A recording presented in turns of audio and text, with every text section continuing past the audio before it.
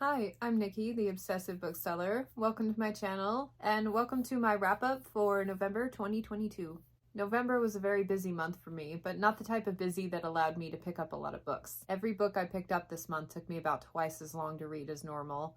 When it takes me so long to get through books, I normally sit here complaining about how antsy I feel to start the next books, and that's why taking so long on one is such a bad thing. My TBR is just endless. But this month, surprisingly, even though it took me forever to read everything, I was really enjoying just sitting with the stories and being fully enmeshed with them.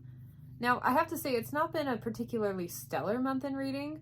I only found a couple of standouts, but yeah, let me show you what I've been up to. So the first thing I read was Howl's Moving Castle. It was a continuation of a Read Burn Hoard project where I had lost a bunch of footage and I wasn't able to get the vlog of myself reading this out in time. So just made up for lost time later, crammed it into this month, watched the movie, released a book and movie review on it a couple of weeks ago. But yes, my edition here, it's called Wizard's Castle, but it's a two-in-one combination of Howl's Moving Castle and Castle in the Air. Having watched the movie, Studio Ghibli did an amazing job taking the source material and enhancing it, adding that through line of a romance plot, which this one kind of lacked, to kind of tie everything together, but still sticking really true to the core essence of the story. I thought it was brilliant. The book was just okay. I read the book before watching the movie. I had actually never seen it before. The book felt a little disjointed, where there was really nothing anchoring the plot or drawing you through the story. It was just kind of a series of haphazard events. And I was struggling to see the connection. I was also struggling with the connection with the characters. They didn't really have a lot of connection to each other. And so everybody's focus was kind of outward as opposed to inward. And that's what they fixed in the movie by adding a romance element. Really strengthened the plot for me. So I had intended on just breezing through both books in this series, but after the book itself was just like a lackluster 2 stars, I think I'm going to let this one go because A, I don't think I'll ever go back and reread it, and B, I don't think I'm interested enough to continue the story, at least in a physical format. I can always pick up an audio copy. But the movie, the longer I've been away from it, the more I've been thinking about it, and I think it's now one of my all-time favorite movies. I absolutely loved it. I can't believe I waited so long to see it. I definitely appreciated it more having read the source material and being able to see how they adapted it and all of the decisions that they made that really enhanced it. So yeah, that was a fun adventure. Also for Read Burn Hoard for this month's selection, I picked up Magic Kingdom for Sale Sold, Book 1 in the Landover series by Terry Brooks. Thank goodness for Read Burn Hoard because I would never have picked this one up within the next 10 years. I like that feature forces me out of my comfort zone.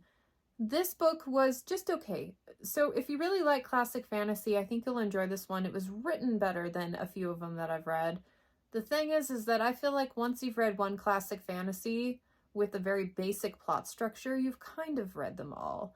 This one had just a little bit more creativity. You're dealing with a few more supernatural creatures than just elves and dwarves.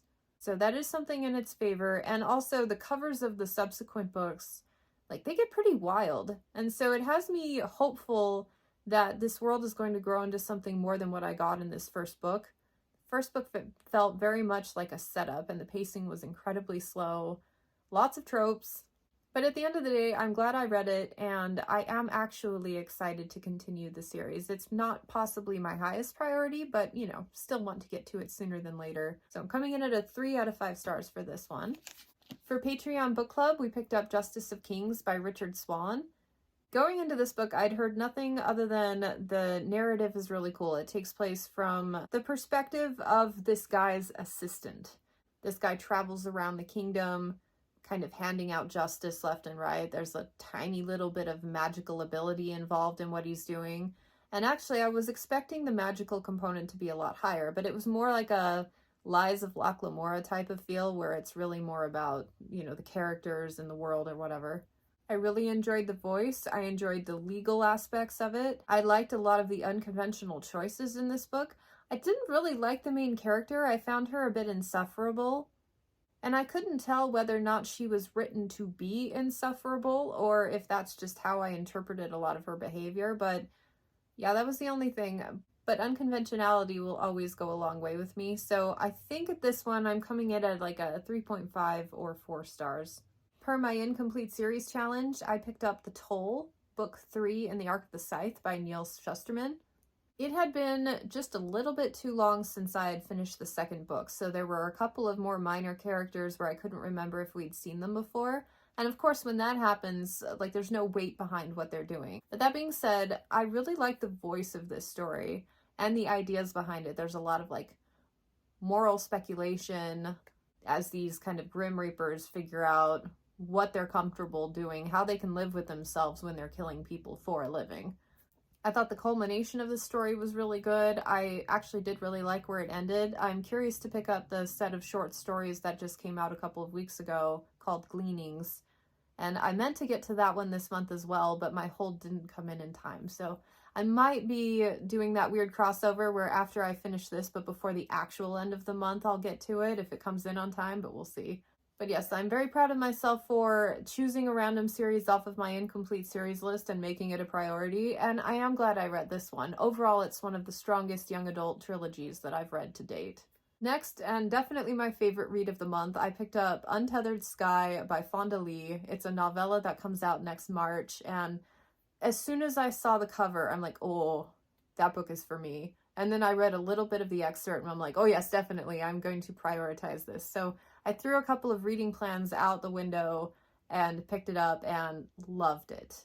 Absolutely loved it. One of my favorite things I've ever read.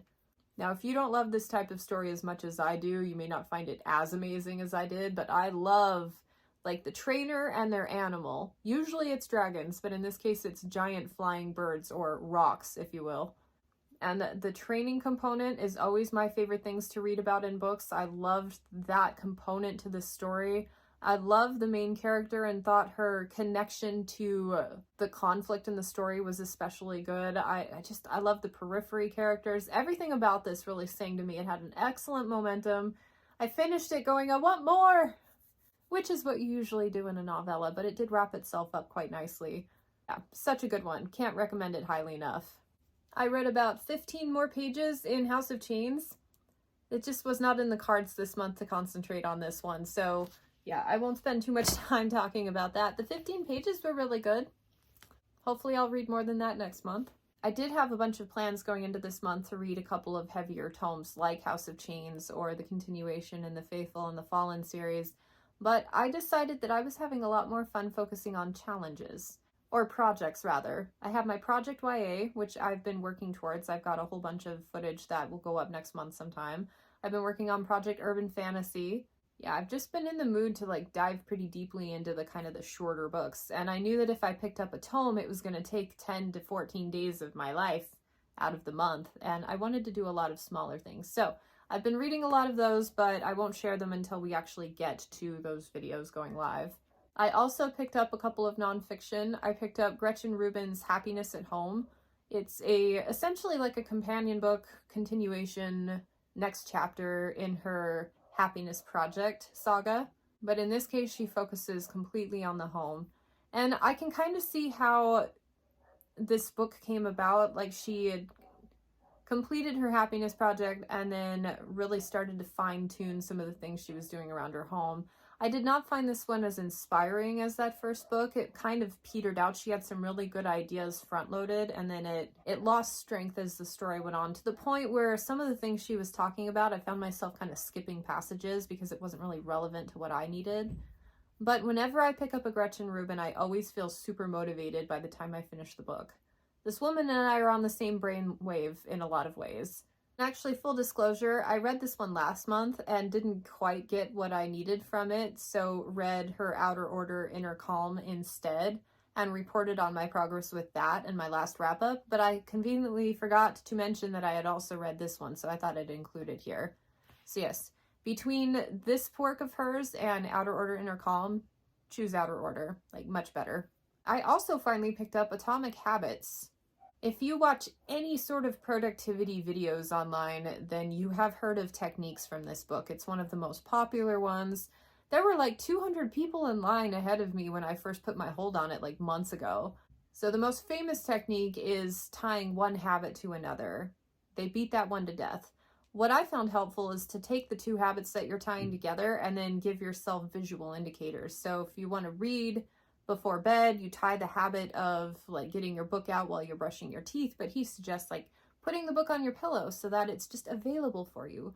Or if you want to be the type of person who runs in the morning, like put your running shoes right outside of the bed and get dressed immediately into your running outfit. So it's like a whole bunch of setting yourself up for success, and I love that. I kind of went on at length for my patrons about how many insightful things I got out of this book, but my favorite takeaway was how he talked about novelty being the reason why most people don't stick with their habits for very long. So you get all excited about a new habit and the novelty wears off. And even if the system is working for you, you might switch what you're doing anyway because the like, ooh, shininess of it has worn off. It's that natural tendency to seek novelty that leads you to try other things. And I felt personally called out by that because how often do I get on here and say, hey, I'm trying a new reading system out. Hopefully this one will work for me. And I try it for a week and then I get bored with it because it's not new anymore. And so I try strategizing a new thing. So good food for thought for me. I'm still kind of percolating on that because I'm like, maybe I should just stick with something even though it's not perfect yet. Yeah, it was a really cool book. I'm glad I read it. It's got me all motivated to do some stuff. And that wraps it up. Kind of a weird month in reading, but I really did enjoy everything I picked up for the most part. Being able to relax and just spend a couple of weeks on random reading projects was really good for my soul.